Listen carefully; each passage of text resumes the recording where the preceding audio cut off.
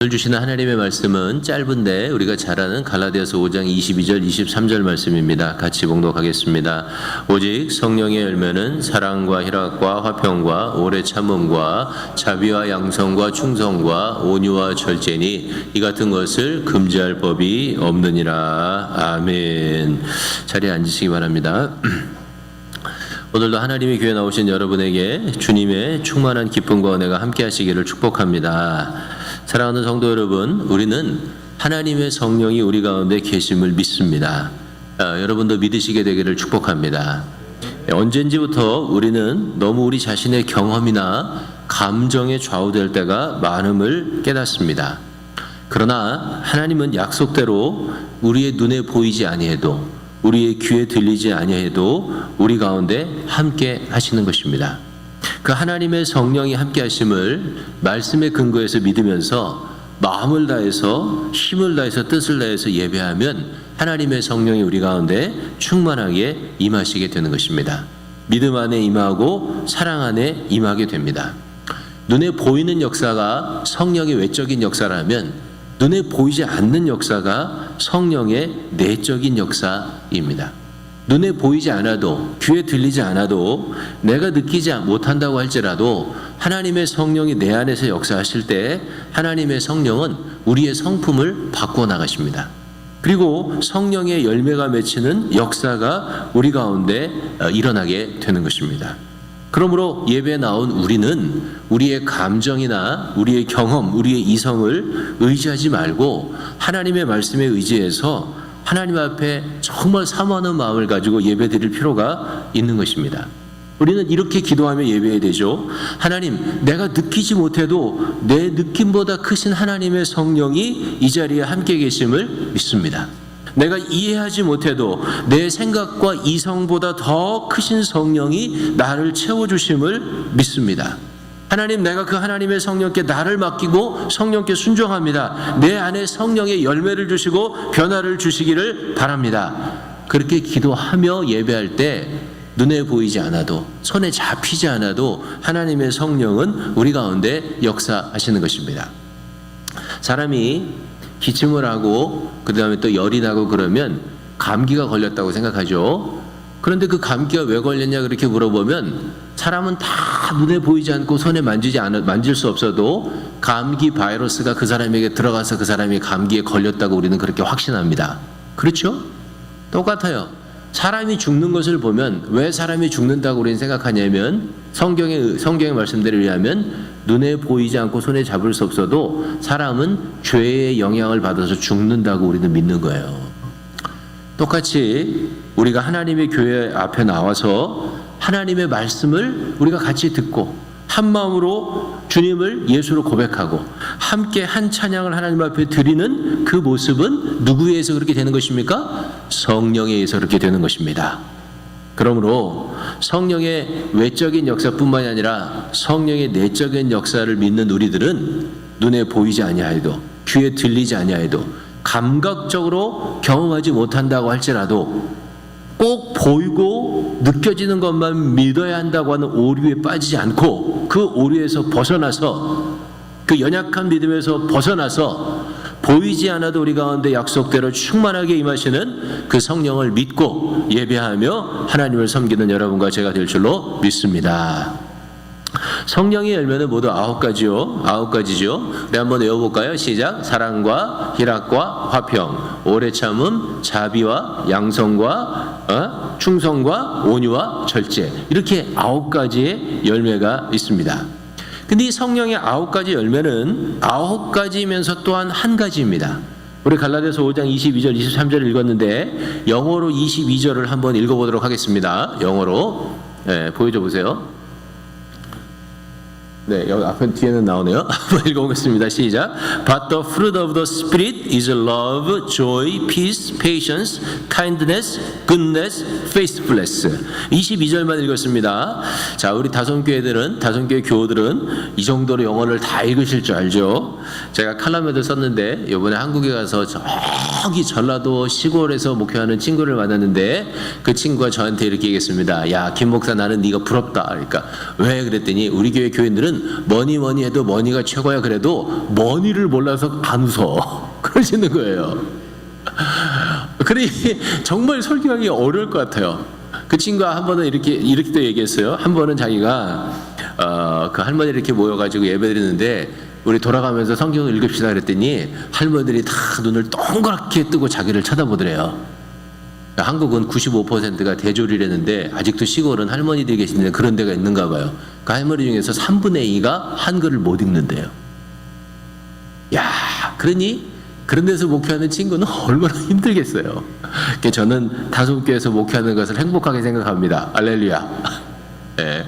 오늘 읽은 그 영어 성경에 보면 the fruit 이렇게 해서 s가 안 붙었어요. 단수란 말이죠. 하늘한 뜻이에요.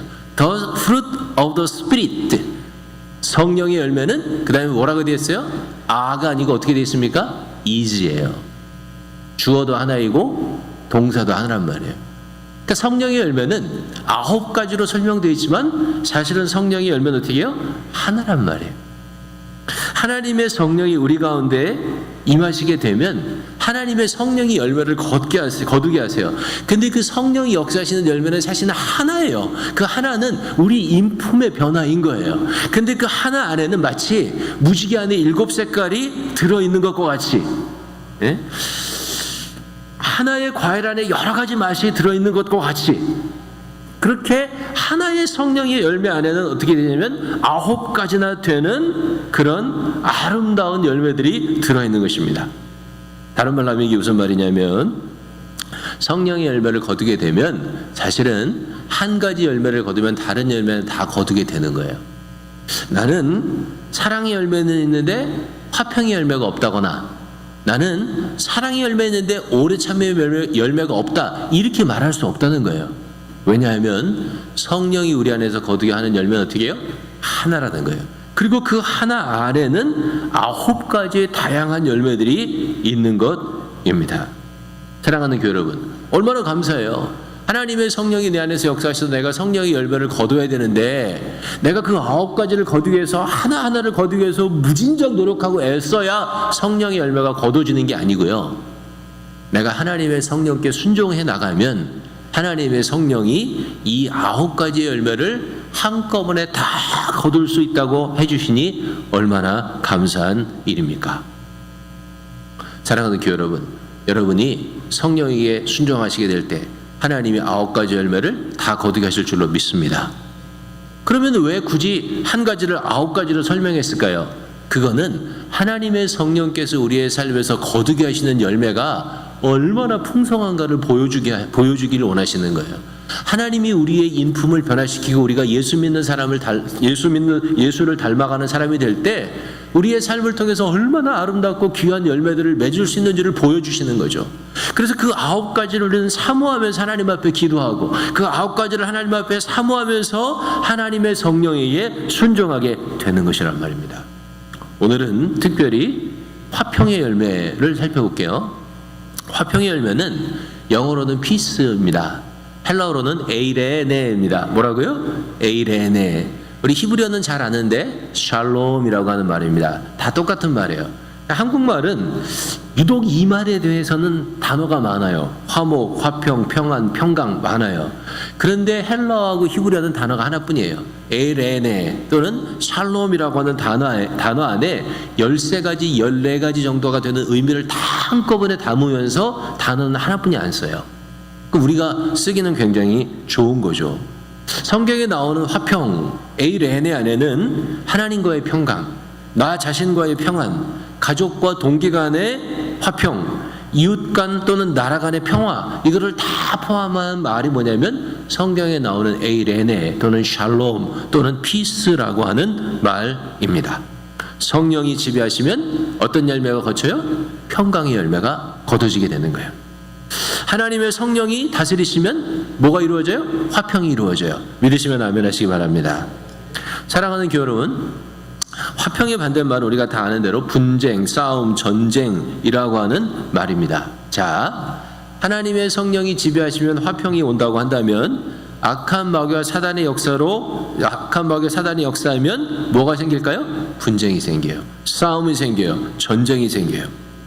성령의 역사가 함께하는 사람은 성령의 열매로 화평의 열매를 거두는데 그 열매를 거두는 삶을 사는 사람을 우리는 뭐라고 얘기하냐면 피스메이커라고 부르는 거예요. 평화를 만들어가는 사람인 거예요. 사단이 역사에서 사단의 도구로 쓰임받는 사람은 그 사람이 가는 곳마다 분쟁과 전쟁의 열매가 맺혀져요. 그래서 그들은 피스메이커가 아니라 뭐가 됩니까?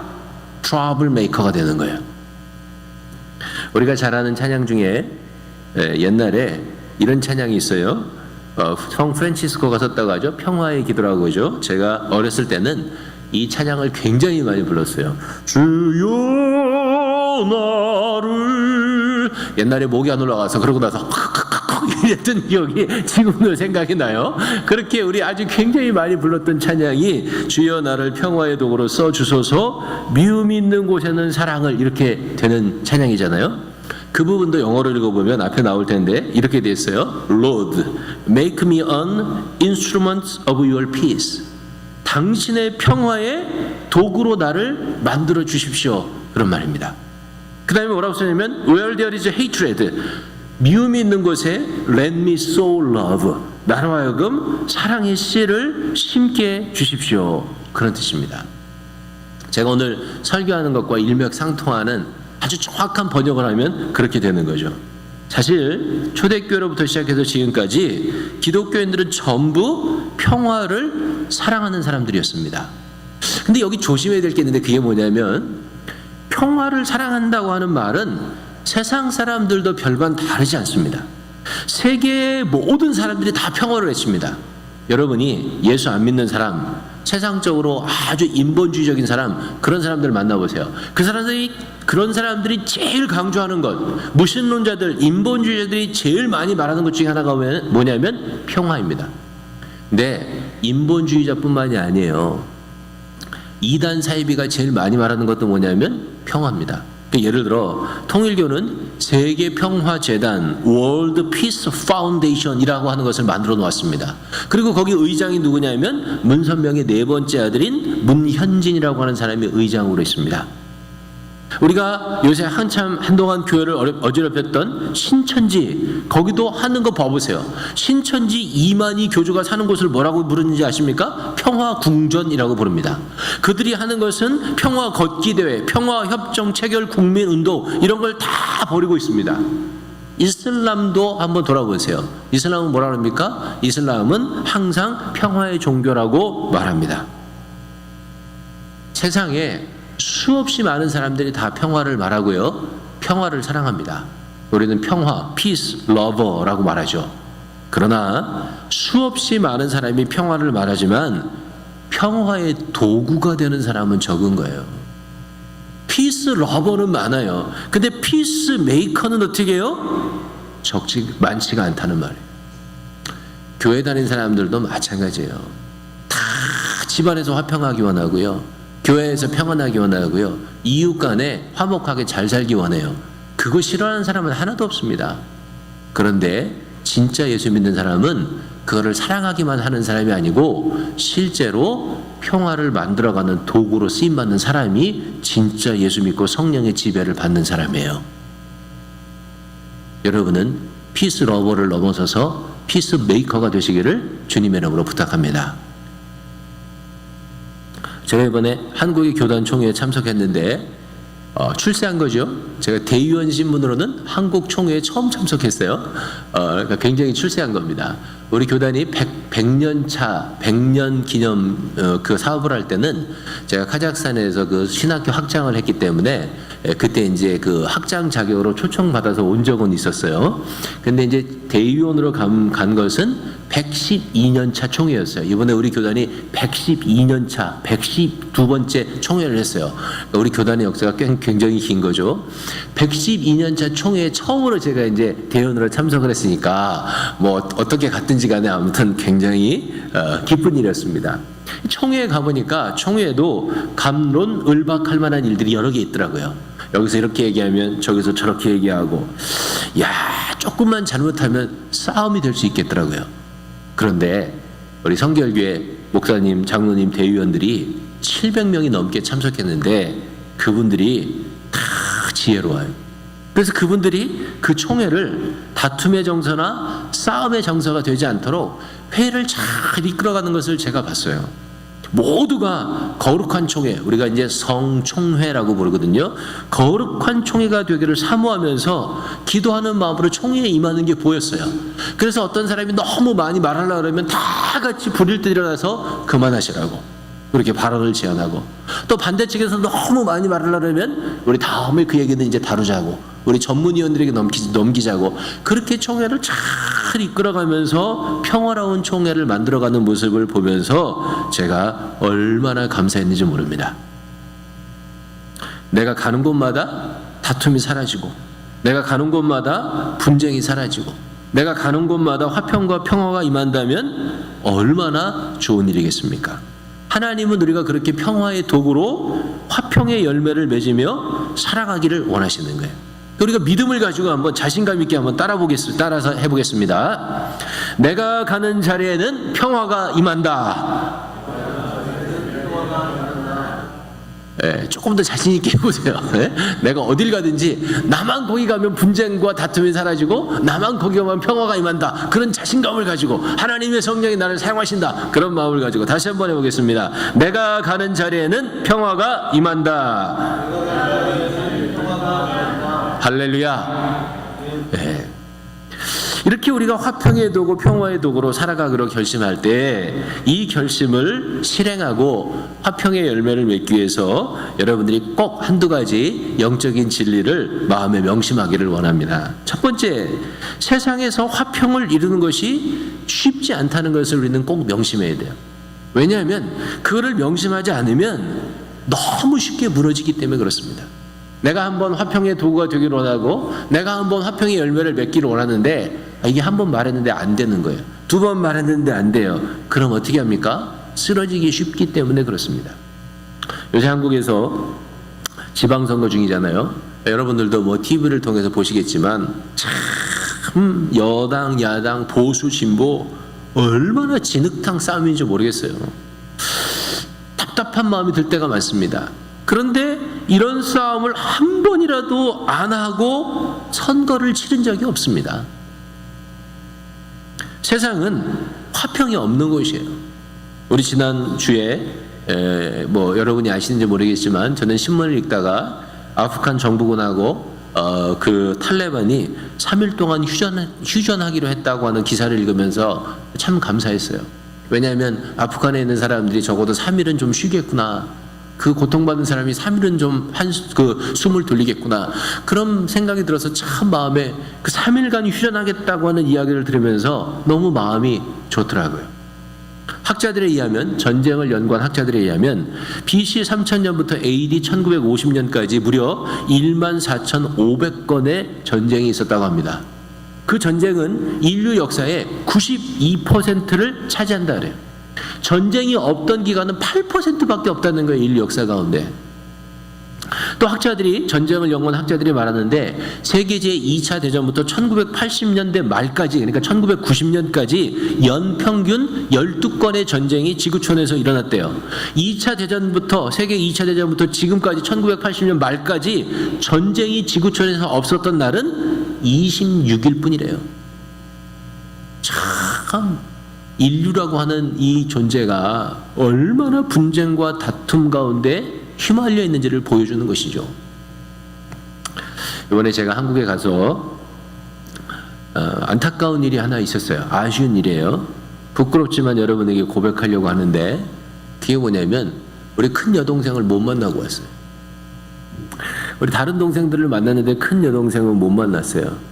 큰 여동생을 못 만난 이유는 큰 여동생이 삐쳤어요.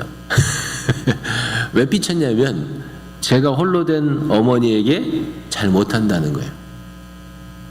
제가 선교사일 때는 봐줬어요, 얘가. 근데 이제 목회를 하고 목사로 들어오니까 목회한답시고 어머니에게 너무 소홀히 한다고 삐친 거예요. 그래서 전화 통화는 했는데 식사하는 자리에 안 나왔어요. 제가 생각해 보니까 우리 어머니한테 최선을 다하는 우리 큰 여동생의 입장에서는 얼마든지 그럴 수 있다는 생각이 들었어요. 성경에도 고르반이라고 하고, 고르반이 뭐예요? 하나님 앞에 내가 내 부모의 문제를 인해서 예물 드렸다 그러고 하나님 앞에 효도하지 않았던 유대인들에 대한 예수님의 비판이 있으시잖아요. 꾸준함이 있으시잖아요. 똑같죠. 목회한답시고 부모에게 제대로 해야 될 것 못하는 것이 절대로 잘한 일은 아닌 것입니다. 그래서 나름대로 회개하는 시간을 갖기도 했습니다. 제가 그 큰 여동생을 못 보고 오면서 무슨 생각을 했냐면, 물론 그 동생하고 다투거나 그러진 않았어요. 그냥 밥 먹으러 나오라는데 안 나왔다는 것 뿐이지. 근데 그 동생을 못 만나고 오면서 무슨 생각을 했냐면, 피를 나눈 형제, 피를 나눈 자매 간에도 사랑하고 이해하고 화평한 것이 쉬운 일은 아니구나. 그게 마음속에 많이 느껴졌어요. 사랑하는 교회 여러분, 쉬운 건 없는 것 같아요. 예수님이 원수를 사랑하라고 하신 것, 나를 핍박하는 자를 위해서 기도하라고 하시는 것, 환난과 핍박, 어떤 어려움 가운데서도 기뻐하라고 하신 것, 우리가 성령의 두 가지 열매 살펴본 거잖아요. 그죠? 사랑과 희락. 그리고 오늘 말씀, 전쟁과 다툼과 오해와 미움이 가득한 세상에서 화평하라는 것, 쉬운 일은 아닌 것 같아요. 그래서 뭐가 필요하냐면 마음의 다짐과 각오가 필요합니다. 작은 노력과 수고가 잘 통하지 않는다고 해서 쉽게 무너질 필요는 없습니다. 우리 다음 주에 살펴보겠지만, 다음 주에 이제 오래 참음이잖아요. 갈라디아서 6장 9절에 이렇게 쓰고 있습니다. 한번 읽어볼까요? 시작. 우리가 선을 행하되 낙심하지 말지니 피곤하지 아니하면 때가 이름에 거두리라. 아멘. 내가 하나님에 의해서 피스메이커, 평화의 도구로 쓰임받는다고 결단하고 결정하고 성령을 의지한다고 할지라도 그 평화가 단번에 찾아오는 것은 아닐 수 있다는 거예요. 그래서 뭐가 필요하냐면 결단과 각오가 필요하고 인내가 필요한 거예요. 두 번째, 평화, 화평은 우리가 이룰 수 있는 것이 아니고 하나님의 성령께서 하시는 일이라고 하는 사실을 우리는 명심해야 돼요. 주님이 우리에게 평화를 주세요. 요한복음 14장 27절, 요한복음 16장 33절 두 절을 읽어보겠습니다. 요한복음 14장 27절 시작. 평안을 너희에게 끼치노니 곧 나의 평안을 너희에게 주노라. 내가 너희에게 주는 것은 세상에 주는 것 같지 아니하니라. 너희는 마음에 근심하지도 말고 두려워하지도 말라. 16장 33절 이것을 너희에게 이르는 것은 너희로 내 안에서 평안을 누리게 하려 함이라. 세상에서는 너희가 환난을 당하나 담대하라. 내가 세상을 이겨노라. 아멘. 27절에 의하면 주님이 우리에게 평안을 주신다는 거예요. 근데 이 평안은 어떤 평안이냐면 주님의 평안이에요. 주님 안에 있던 평안이에요. 주님 안에 있던 평안을 우리 안에 주신다는 것입니다. 할렐루야. 그래서 이 주님 안에 있던 평안이 우리 안에 들어오면 우리는 마음에 근심하거나 두려워하지 않게 되는 것입니다. 근데 이 평안은 세상이 주는 평안과 다르다는 거예요. 세상이 주는 평안은 겉으로는 평안하지만 속으로는 근심하는 평안입니다. 세상이 주는 평안은 밖으로는 평안하나 안으로는 두려움이 가득한 평안입니다. 세상이 주는 평안은 주로 무엇에 의해서 이루어지냐면 힘에 의해서 이루어지는 것입니다. 우리가 내일 모레 북미 정상회담을 하게 되는데 우리 기대하죠. 그래서 가능하면 한국, 북한, 미국 다 모여서 종전선언에 사인하기를 원합니다. 그리고 평화서약에 또 우리가 사인하기를 원합니다. 그거 기대하는 거죠. 한반도에 핵무기의 전쟁의 위험이 없어지고 우리 국민들이 조금 더 하나님 은혜 가운데서 평안하게 살기를 원하는 것입니다. 그런데 엄밀히 이야기하면 이 북미 회담도 사실은 힘에 의한 평화인 겁니다. 왜냐하면 북미 회담을 해서 북한이 핵무기를 포기한다고 해서 미국이 핵무기를 포기하는 것입니까? 그건 아닙니다. 중국이 핵무기를 포기합니까? 그것도 아닙니다. 당장에 우리가 믿기가 어려운 독재 정권인 북한의 정권이 핵무기를 가지고 있는 것이 우리 가운데 굉장한 위협이 되기 때문에 그 문제를 해결하는 것도 우리 가운데는 감사한 일이죠. 그러나 그 문제가 해결됐다 그래서 대한민국의 진짜 평화가 완전한 평화가 오는 것입니까? 그건 아닌 겁니다. 한반도에서 세계 열강, 세계 큰 나들이 힘겨루기를 했던 일들은 역사상 쉬웠던 일이 없습니다. 북한의 핵무기가 해결된다 그래도 그 문제는 어떻게 해요? 여전히 그 힘의 긴장, 그 문제는 여전히 계속될 것이라고 하는 것은 너무나 불을 보듯 자명한 것이죠. 그게 뭡니까? 그게 세상이 주는 평화란 말이에요. 세상이 주는 평화는 힘에 의한 거예요. 또 다른 면에서는 돈에 의한 것이죠. 그 평화도 어떤 때는 필요하지만 그러나 그것이 진정 우리의 심령과 마음에 진짜 평화를 주시는 것은 아닌 것입니다. 진짜 평화는 주님이 우리 가운데 주시는 거예요. 그 평화는 주님 안에 있었던 거예요. 주님의 평안을 생각해 보세요. 주님이 요한복음 14장 16절을 말씀하실 때는 어디 계셨을 때입니까? 예루살렘에 들어가셔서 마지막 주간을 보내실 때였습니다. 그는 곧 십자가에 달려서 죽으실 것이었습니다. 그는 곧 군병들에게 붙잡혀 가셔서 고난 받으실 것이었습니다. 그래도 그의 마음에 뭐가 있으셨어요? 평안이 있었단 말이에요. 그 평안을 주님이 우리에게 주시겠다는 거예요. 그 평안이 우리 가운데 들어오면 자연스럽게 뭐가 사라지냐면 근심과 두려움이 사라지는 거예요.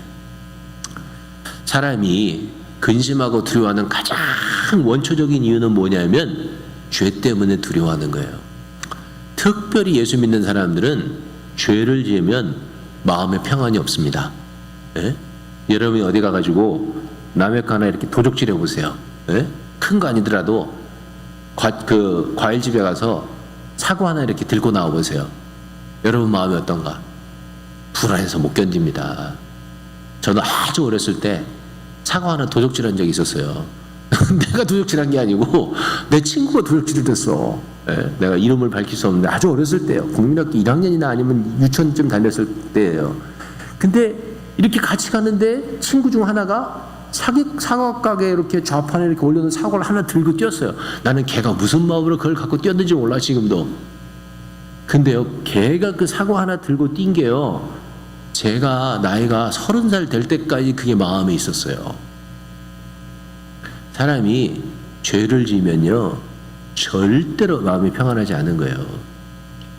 예수 믿는 사람들은 내 안에서 어떻게 해요? 내 안에서 죄의 문제가 해결될 때 마음의 평안이 와요. 그게 모든 평안 중에 가장 기초가 되는 평안이에요. 그 평안은 그래서 하나님과의 사이에서 평안이에요. 그 하나님과 나 사이의 평안을 예수로 말미암아 주시는 거예요. 로마서 5장 1절 읽어보겠습니다. 시작. 그러므로 우리가 믿음으로 의롭다 하심을 받았으니 우리 주 예수 그리스도로 말미암아 하나님과 화평을 누리자. 예수께서 내 모든 죄를 사해 주셨다고 하는 것을 내가 인정하게 될 때, 그때 어떻게 그것을 믿게 될 때 내 안에 하나님과 나 사이에 뭐가 생기냐면 평화를 누리게 돼요. 그래서 하나님 앞에 가는 것이 두렵지 않게 돼요. 오늘 여러분 하나님 앞에 나오실 때 기쁜 마음으로 나오셨습니까? 두려운 마음으로 나오셨습니까? 기쁜 마음으로 나오셨죠? 누가 그 마음을 주셨습니까? 예수께서 주신 거예요. 예수가 내 모든 죄를 사해 주셔서 내가 하나님 앞에 갈 수 있다고 하는 확신을 주셔서 하나님 앞에 나온 거예요. 근데 잘 들어보세요. 내가 예수 그리스도로 말미암아서 하나님이 내 모든 죄를 사하셨고 내가 하나님과 화평하게 되었다고 하는 이 사실을 믿을 때 어떻게 되냐면, 믿을 때 하나님과 내가 화평하게 돼요. 근데 이거를 진짜로 내 마음에 인정하게 될 때 나는 나 자신과 평화하게 됩니다. 이게 무슨 말이냐면, 하나님도 나 같은 죄를 용서하셨는데 내가 감히 어떻게 나를 용서하지 못하겠는가, 이거를 깨닫게 될 때 나는 나를 받아들일 수 있게 됩니다. 그때 나는 나와 평화하게 돼요.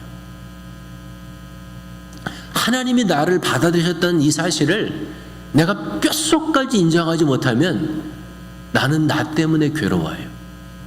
근데 이게 뼛속까지 받아들이는 순간 내가 나를 용납하게 되고 내가 나를 용서하게 돼요. 누구의 사랑으로? 그리스도의 사랑으로.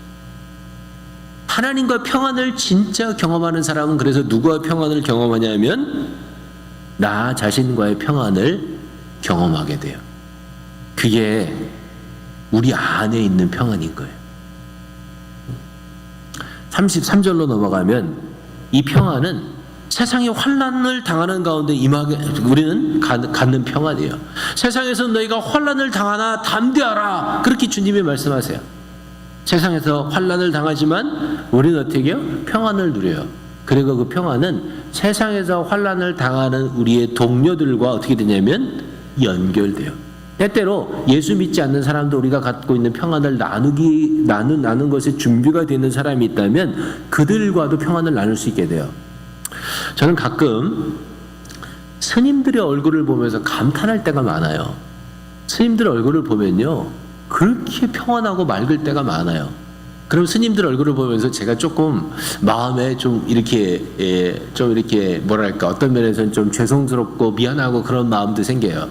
야, 나는 살아계신 하나님을 섬기는데 살아계신 하나님을 모르는 스님들도 얼굴이 저렇게 밝은데 나는 얼굴이 이게 뭐냐, 이런 생각이 들 때가 있어요. 이게 솔직한 제 고백이에요.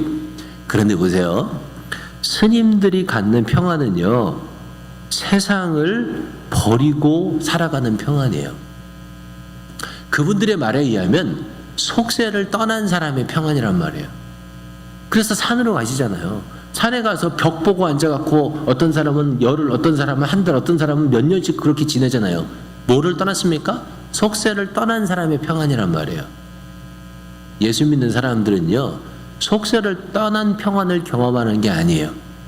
우리는 세상에서 환난을 당하는 중에 경험하는 평안을 가지고 살아가는 사람이에요. 그게 다른 거예요. 저도 그렇고 여러분도 그래요. 세상에서 미움받고 멸시받고 조롱과 핍박을 받아요. 우리는. 그래도 우리는 여전히 어떻게 해요? 화평하게 살아갑니다. 그래도 여전히 교회를 이루고 예수를 섬기고 교회 안에서 서로 사랑하고 세상을 돕기 위해서 최선을 다합니다. 할렐루야. 그게 우리가 갖고 살아가는 평안이라고 하는 것입니다. 그거는 내가 그렇게 하는 게 아니에요. 나는 그렇게 할 수 없지만 하나님의 성령께서 우리 가운데 역사하시고 우리 가운데 일하시기 때문에 그 평안의 열매를 거두며 살아가는 거예요.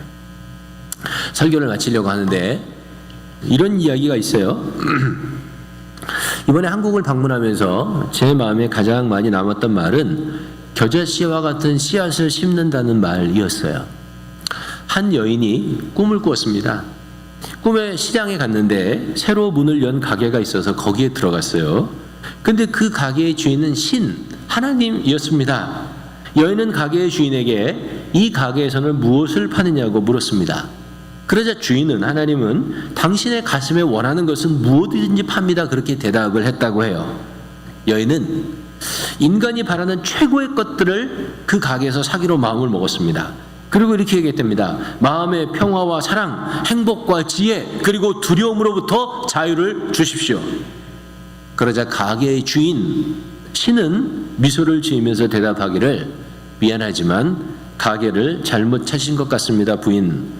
이 가게에서는 열매를 팔지 않습니다. 오직 씨앗만을 팝니다. 그렇게 말했다고 합니다.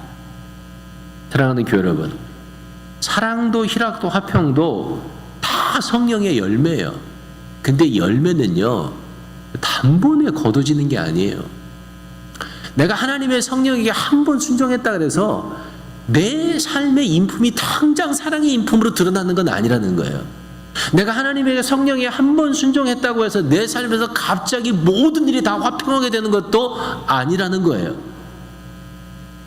하나님의 성령의 열매가 내 인품의 변화가 되어서 나오는 데는요, 시간이 필요하고 과정이 필요한 거예요. 근데 우리는 오늘 뭐 하는지 아십니까? 그 하나님의 성령의 의지에서 작은 씨를 심는 거예요. 평화의 씨를 심는 거예요. 사랑의 씨를 심는 거예요. 희락의 씨를 심는 거예요. 그리고 우리는 믿어요. 하나님의 나라는 마치 겨자씨 하나과 같아요. 그래서 지금 심을 때는 너무나 작아요. 내가 심는 이것이 정말 그런 결실로 나올지 안 나올지 우리는 기대하지 못할 정도로 작아요. 근데 그 작은 씨앗이 자라면서 어떻게 돼요? 큰 나무가 되고요. 많은 짐승들이 거기에 깃들게 되고요. 그것이 어떻게 해요? 하나님의 나라를 이루게 된다는 거예요. 성령의 열매도 똑같아요. 그 성령의 역사를 꿈꾸면서 우리는 성령께 순종하는 거예요. 하루하루 작은 일에 순종해요.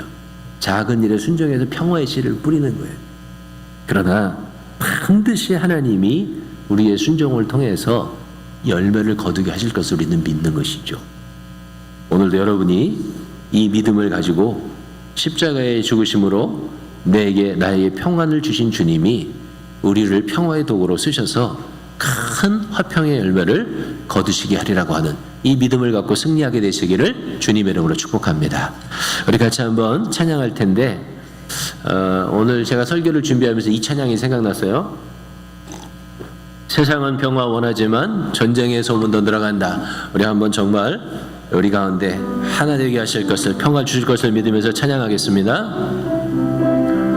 1절하고 3절만 하겠습니다. 일부 예배는. 세상은 평화 원하지만 전쟁의 소문도 늘어간다. 이 모든 인간 고통 두려움뿐 그 지겨움 끝없네. 그러나 주 여기 계시니 우리가 아들 믿을 때에 그의 영으로 하나 돼.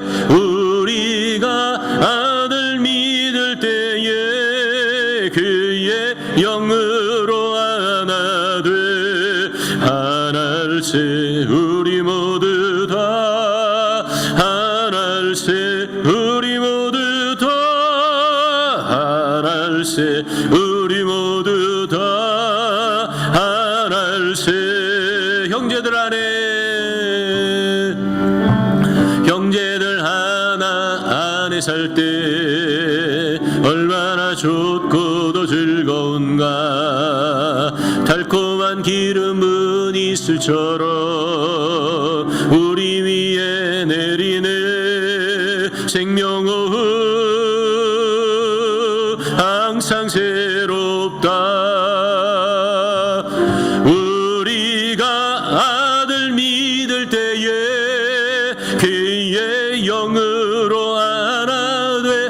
우리가 아들 믿을 때에 그의 영으로 하나 돼. 하나일세 우리 모두 다 하나일세 우리 모두 다 하나일세 우리 모두 다 하나일세